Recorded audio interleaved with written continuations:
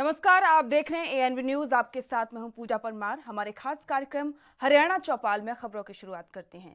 देश की मशहूर गायिका और स्वर कोकिला लता मंगेशकर का आज निधन हो गया। उनके निधन से बॉलीवुड इंडस्ट्री में शोक की लहर दौड़ पड़ी है। राजनीतिक दलों से लेकर बॉलीवुड से जुड़े दिग्गजों ने उनके निधन को अपूरणीय क्षति बताया। उनके निधन पर हरियाणा के मुख्यमंत्री मनोहर लाल ने ट्वीट कर गहरा दुख व्यक्त किया। उन्होंने लिखा कि भारत रत्न स्वर कोकिला आदरणीय लता मंगेशकर जी के निधन से बेहद स्तब्ध हूं। दीदी के कर्णप्रिय स्वर से मैं हम सभी मन में सदैव जीवंत रहेंगी। ईश्वर दिवंगत आत्मा को अपने श्री चरणों में स्थान दे। संगीत के क्षेत्र में लता जी का योगदान हमेशा अमर रहेगा। बता दें कि गायिका कोरोना से संक्रमित पाई गई थी।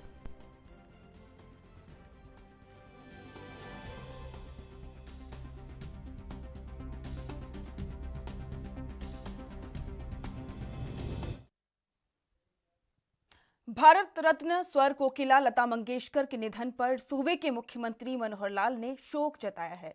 भारत रत्न लता मंगेशकर के निधन पर 2 दिन का राष्ट्रीय शोक घोषित किया गया है, जिसके चलते मुख्यमंत्री ने अपना रोहतक दौरा समेत तमाम कार्यक्रम रद्द कर दिए हैं। उन्हें रोहतक में कई योजनाओं का शिलान्यास और उद्घाटन करना था। बहुत ही खेद का विषय है कि स्वर सम्राज्ञी विलक्षण गायिका भारत रत्न लता मंगेशकर जी हमारे बीच में नहीं रही। उनका निधन गीत संगीत की दुनिया और देश के लिए अपूरणीय क्षति है। हम जैसी कई पीढ़ियां उनके गाए हुए गीतों को गुनगुना कर बड़ी हुई हैं। बदलते समय और तकनीक के साथ भले ही संगीत के क्षेत्र में भी भारी बदलाव हुए हों, नए नए गायक और गीत आए हों, लेकिन लता दीदी की आवाज़ और उनके गाने आज भी कानों में रस घोलकर सीधे दिल में उतर जाते हैं। जब तक भारतीय गीत संगीत लोगों का मनोरंजन करेगा, तब तक उनकी आवाज़ भी सुनी जाती रहेगी। लता दीदी जैसा न कोई हुआ और न होगा। देश की लगभग हर भाषा में गीत गाकर उन्होंने अपनी आवाज़ के माध्यम से देशवासियों को एकता के सूत्र में पिरोने का काम किया। वे एक सच्ची राष्ट्रवादी थी। शारीरिक रूप से वे भले अब हमारे बीच नहीं होंगी, लेकिन उनकी आवाज़ उन्हें हमेशा अमर रखेगी। मेरी परमपिता परमात्मा से विनती है कि उनकी आत्मा को अपने श्री चरणों में स्थान दे और उनके परिजनों को यह असीम दुख सहने की शक्ति प्रदान करे।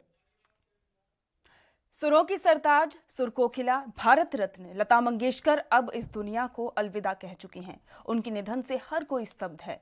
हर कोई इंटरनेट मीडिया के माध्यम से शोक जाहिर कर रहा है। हरियाणा में भी उनके चाहने वाले कम नहीं थे। लता मंगेशकर कई कलाकारों की प्रेरणा स्रोत रहीं। भारत रत्न लता मंगेशकर के निधन पर 2 दिवसीय राष्ट्र शोक के चलते उप मुख्यमंत्री दुष्यंत चौटाला के 7 फरवरी को दादरी बाडला के कार्यक्रम स्थगित कर दिए गए हैं। अब 11 फरवरी को दुष्यंत चौटाला दादरी और बाडला आएंगे। हरियाणा के पूर्व मुख्यमंत्री भूपेंद्र सिंह हुड्डा और उनके बेटे दीपेंद्र हुड्डा ने ट्वीट कर दुख जाहिर किया है। वहीं अनिल विज और दंगल गर्ल और बीजेपी नेता बबीता फोगाट ने भी लता मंगेशकर के निधन को अपूरणीय क्षति बताया।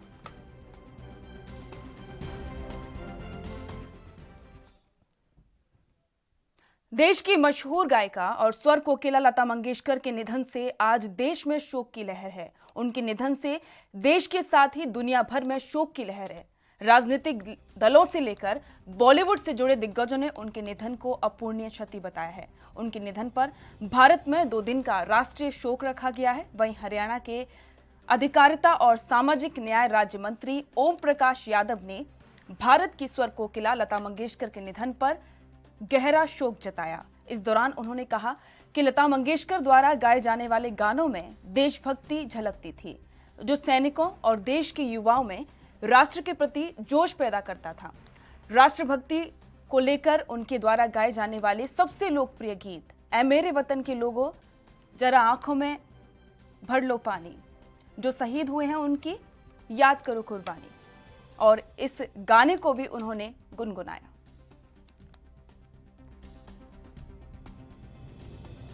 बहुत दुख की बात है कि भारत कोकिला के नाम से जाने जाने वाली लता मंगेशकर एक महान गायिका हमारे बीच से चली गई। पूरा देश उनकी याद में शोक संतप्त है और सरकार ने 2 दिन का राष्ट्रीय शोक उनके निधन पर डिक्लेयर किया है। हम सब उनको श्रद्धासुमन अर्पित करते हैं। और लता मंगेशकर एक महान कवित्री थी और देशभक्ति के ऐसे ऐसे गाने उसने गाए समय समय पर कि देश के लोगों में बड़ा जोश भरा, जो एक बहुत बड़ी बात थी।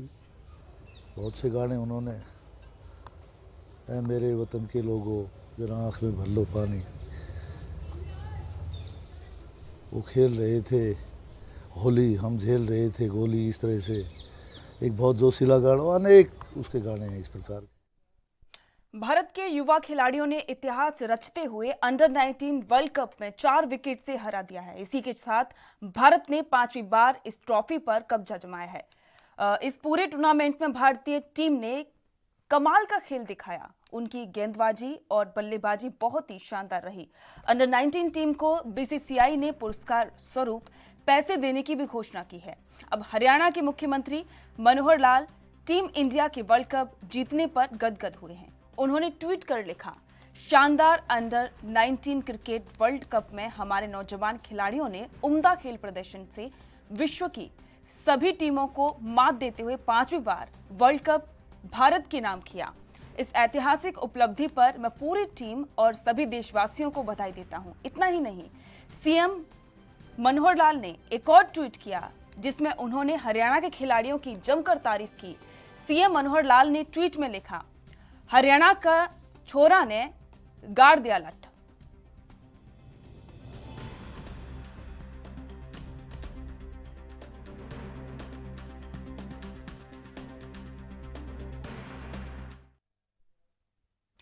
हरियाणा के रोहतक जिले की सुनारिया जेल में सजा काट रहे डेरा सच्चा सौदा प्रमुख गुरमीत राम रहीम ने एक बार फिर से पैरोल के लिए आवेदन किया है। इस पर जेल मंत्री रणजीत चौटाला ने कहा कि राम रहीम भी जेल का एक कैदी है और उसे भी दूसरे कैदियों की तरह पैरोल मांगने का मौलिक अधिकार है।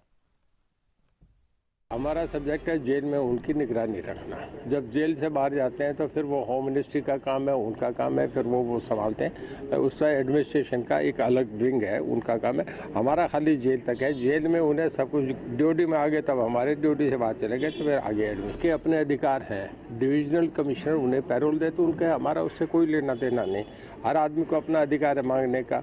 अब ये उनका सब्जेक्ट है, वो देंगे या नहीं देंगे, उसमें जेल का कोई लेना देना नहीं है। हमारा काम तो उन्हें रखना, हमें उन्हें सिक्योरिटी देना, हमें उन्हें महफूज रहे, ये हमारा काम है। हरियाणा के यमुनानगर पहुंची कांग्रेस प्रदेश अध्यक्ष कुमारी शैलजा ने दावा किया कि 5 राज्यों में होने वाले चुनावों में उत्तराखंड और पंजाब में कांग्रेस की सरकार बनेगी और उत्तर प्रदेश से योगी सरकार जाएगी। कुमारी शैलजा ने कहा कि उत्तर प्रदेश में प्रियंका गांधी और राहुल गांधी ने काफी कार्य किए हैं, लोगों के दुख सुख में शामिल हुए हैं। वहां एंटी बीजेपी वोट कांग्रेस को मिलेगी। हरियाणा कांग्रेस में गुटबाजी को लेकर किए गए सवाल के जवाब में उन्होंने कहा कि कांग्रेस प्रतिदिन सत्ता पक्ष का मुकाबला करती है, चाहे सदन की बात हो या मीडिया के माध्यम से हर तरह की आवाज उठाई जाती है।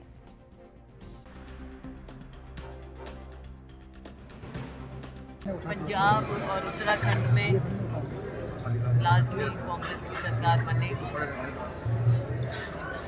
और यूपी में लाजमी भारतीय जनता पार्टी की सरकार जाएगी।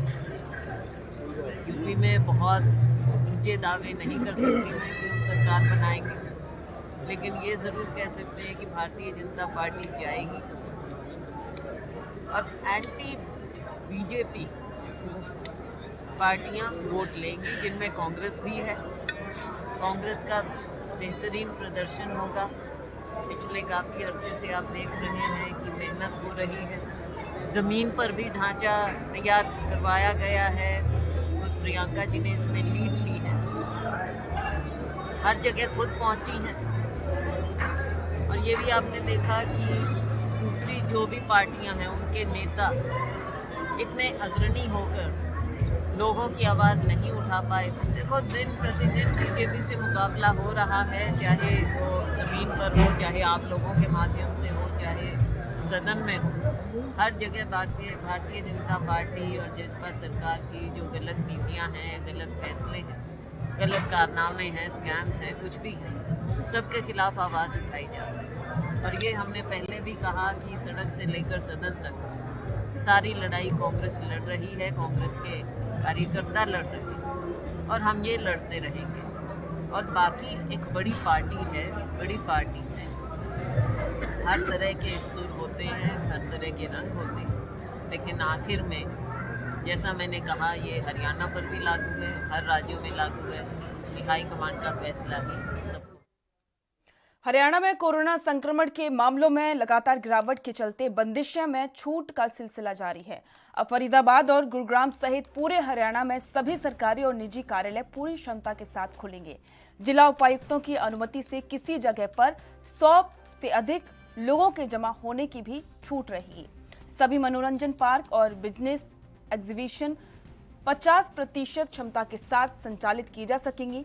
हरियाणा राज्य आपदा प्रबंधन प्राधिकरण के मुखिया और मुख्य सचिव संजीव कौशल ने नई कोरोना गाइडलाइंस के बारे में लिखित आदेश जारी कर दिए।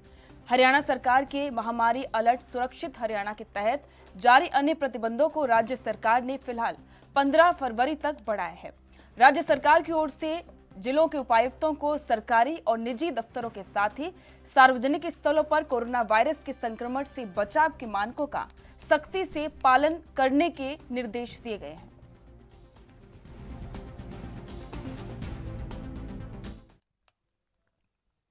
फरीदाबाद जिला स्वास्थ्य विभाग ने 100% कोरोना रोधी टीकाकरण का लक्ष्य पूरा कर लिया है। टीकाकरण के जिला नोडल अधिकारी मान सिंह ने बताया कि जिले में 100% कोरोना रोधी टीकाकरण के लिए 15,81,411 व्यक्तियों को वैक्सीन की दोनों खुराक देने का लक्ष्य रखा गया था, जिसे आखिरकार हासिल कर लिया गया है। और स्वास्थ्य विभाग ने कड़ी मेहनत करते हुए 1 लाख से ज्यादा वैक्सीनेशन कैंपों का भी आयोजन किया था।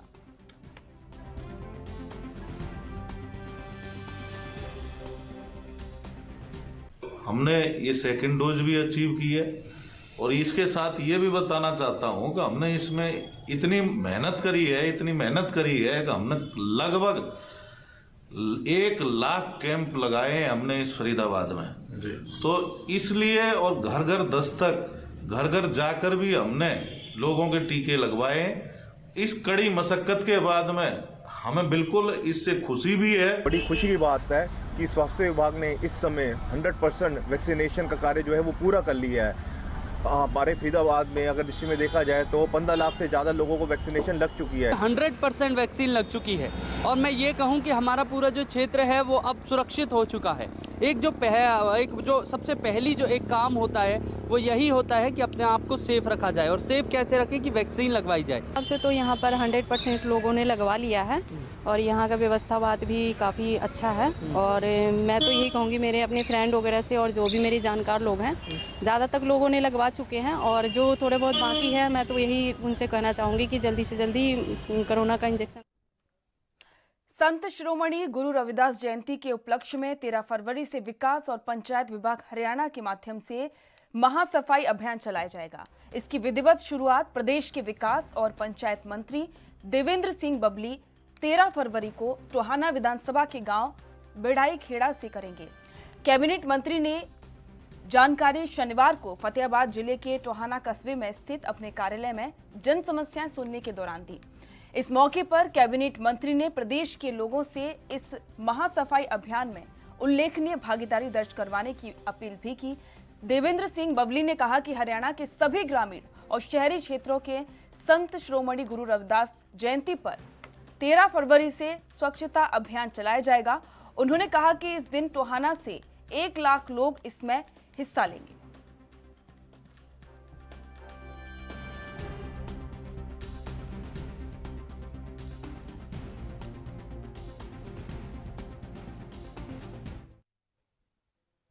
वक्त हो गया है ब्रेक का, जल्द लौटेंगे।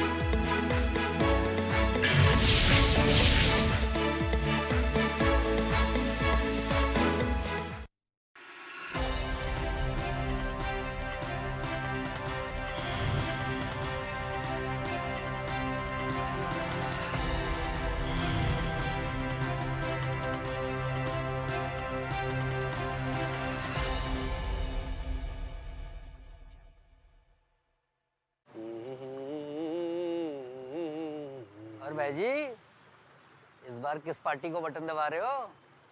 बोला उसी का जिसने बुरे वक्त में साथ दिया। बुरा वक्त? क्यों?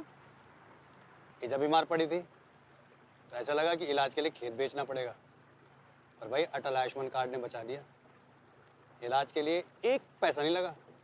अब समझे बटन कहाँ दबेगा। अटल आयुष्मान योजना में 4.5 लाख लोगों का निशुल्क इलाज। ऋषिकेश के बाद अब कुमाऊं में भी बनेगा एम्स। हरिद्वार और पिथौरागढ़ में नए मेडिकल कॉलेज। हर घर की सेहत का ख्याल रखती है भाजपा।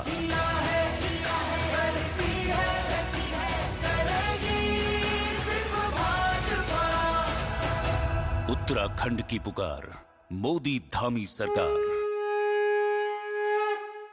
कम ब्रेक और ज्यादा खबरों के साथ देखिए ANB news in channel number पर।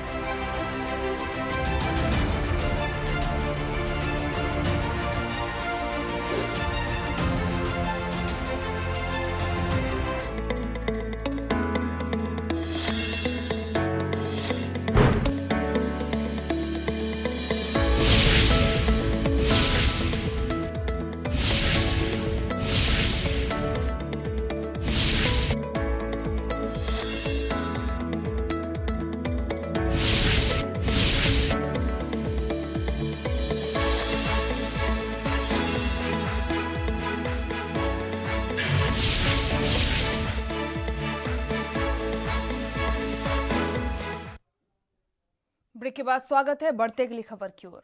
हरियाणा सरस्वती धरोहर विकास बोर्ड के तत्वाधान में अंतर्राष्ट्रीय सरस्वती महोत्सव 2022 का शनिवार को सरस्वती तीर्थ स्थल पर हवन यज्ञ और मंत्रोच्चारण के बीच समापन हुआ।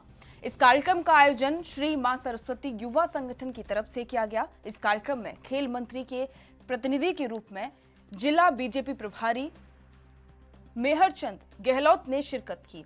उन्होंने कहा कि मां सरस्वती विद्या की देवी हैं। इनकी पूजा आराधना से भक्तों के सभी कार्य पूर्ण होते हैं।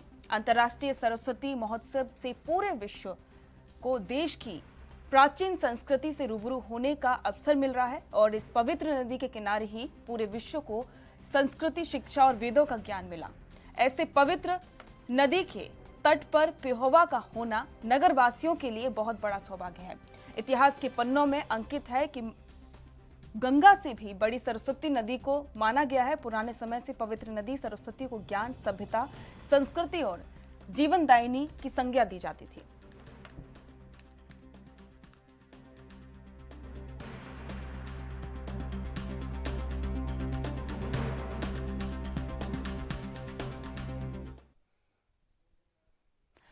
घरोड़ा की शिव शक्ति सेवा मंडल की ओर से 20वें सामूहिक विवाह महोत्सव का आयोजन किया गया, जिसमें 11 कन्याओं की शादी करवाई गई। कांग्रेस के राष्ट्रीय सचिव वीरेंद्र सिंह राठौर ने नव दंपतियों को आशीर्वाद दिया और उनके मंगलमय वैवाहिक जीवन की कामना की। वहीं संस्था की ओर से कन्याओं को जरूरत का सामान भी दिया गया है। राठौर ने संस्था के कार्य को सराहनीय बताया और कहा कि सामूहिक विवाह की ये परंपरा 20 सालों से करती आ रही है। खुशी की बात यह है कि घरोड़ा क्षेत्र के लोग अपने सामाजिक दायित्व के प्रति जागरूक हैं।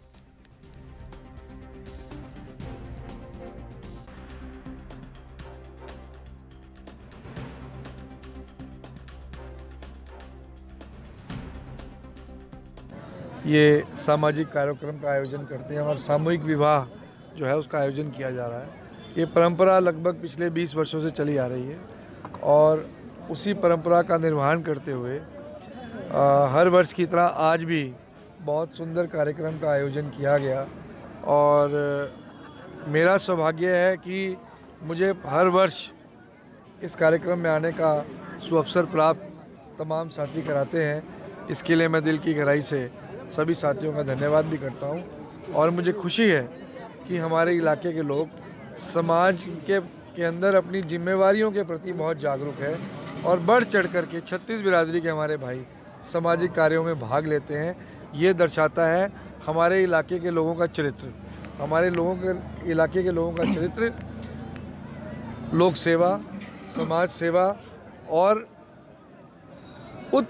उच्च कोटि की भावना, समाज सेवा की भावना से बढ़ चढ़ करके भाग लेते हैं हमारे इलाके के लोग। इसके लिए मैं ना केवल अपने आप को गौरवान्वित महसूस करता हूँ, परंतु मुझे लगता है कि इस प्रकार के कार्यों में समाज के प्रत्येक व्यक्ति को कोई ना कोई अपना योगदान जो है। चरखी दादरी के बाडला के गांव डूडीवाला किशनपुरा निवासी प्रवीण कुमार सेना में मौजूदा समय में बतौर हवलदार के पद पर मेरठ में तैनात थे। हवलदार प्रवीण सैनी ड्यूटी के दौरान ही आवश्यक कार्य के चलते अपने गांव में आए थे और अचानक से हृदय गति रुकने से उनका आकस्मिक निधन हो गया। प्रवीण के निधन का समाचार मिलते ही गांव में शोक की लहर दौड़ गई। सूबेदार संजीव कुमार की अगुवाई में 2 दर्जन सैन्य जवानों की टुकड़ी ने गांव में पहुंचकर उनको नमन करते हुए अंतिम सलामी दी।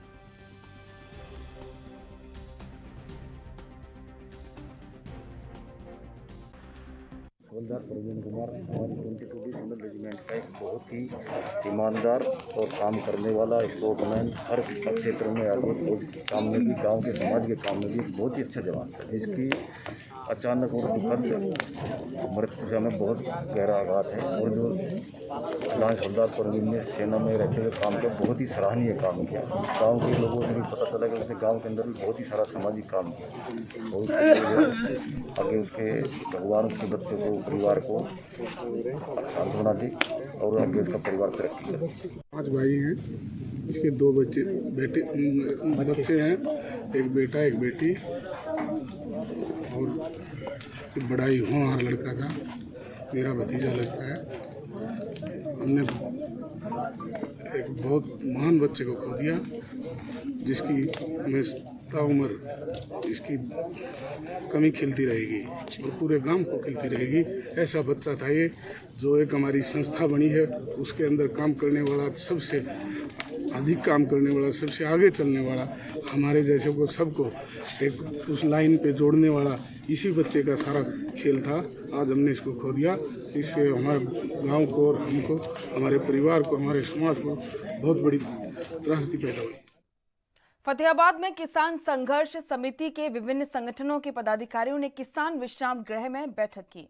बैठक में किसानों ने बीमा कंपनी, कृषि विभाग के अधिकारियों के साथ ही स्थानीय राजनेताओं पर गड़बड़ी करने का आरोप लगाया। इस दौरान किसान नेता ने कहा कि बीमा कंपनी शुरू से ही गड़बड़ी कर रही है। ये गड़बड़ी कृषि विभाग के अधिकारियों के कारणों से हो रही है। इस दौरान किसानों के साथ पहुंचे गांव चबला मोरी के राजविंद्र ने बताया कि उसने फसल बीमा कंपनी में 2019 से लेकर दिसंबर 2021 तक कार्य किया। इस दौरान पिछले वर्ष मार्च में अधिक बारिश हुई तो कई जगह गेहूं की फसल खराब हो गई। उन्होंने बताया कि इसके बाद किसानों ने आवेदन किए। आवेदन की जांच करने के दौरान वे भी फील्ड में गए और इस दौरान किसानों की फसल का आकलन के दौरान 35 से 50% नुकसान दिखाया गया। उनके दिखाए नुकसान को अधिकारी और बीमा कंपनी के उच्च अधिकारियों ने मिलकर कम कर दिया।